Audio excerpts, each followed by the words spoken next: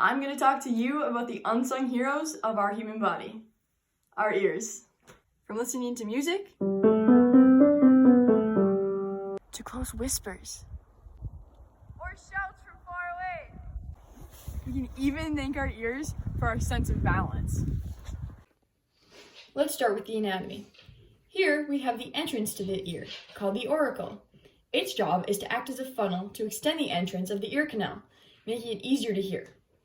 If we look deeper, we get to the middle ear.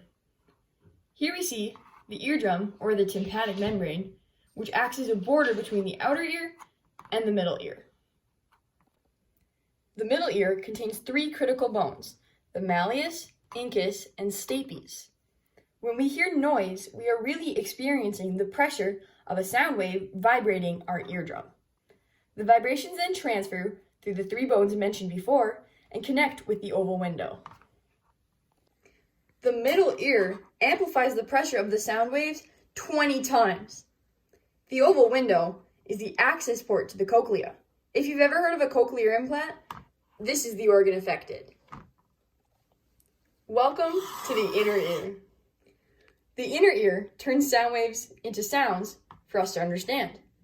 The cochlea is filled with a fluid, and when the stapes vibrates against the oval window, ripples form. These ripples interact with small hair-like projections called stereocilia. These hairs get moved by the ripples in the cochlear fluid and send electrical signals to your auditory nerve connecting to the temporal lobe of your brain.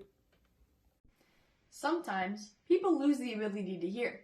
Many things can cause hearing loss, but the two most common causes are repetitive loud noises to the ear or just old age.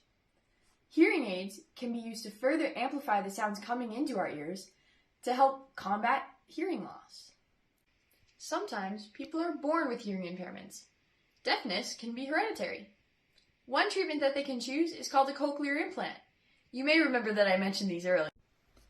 A cochlear implant works by the use of an external sound processor that fits behind the ear.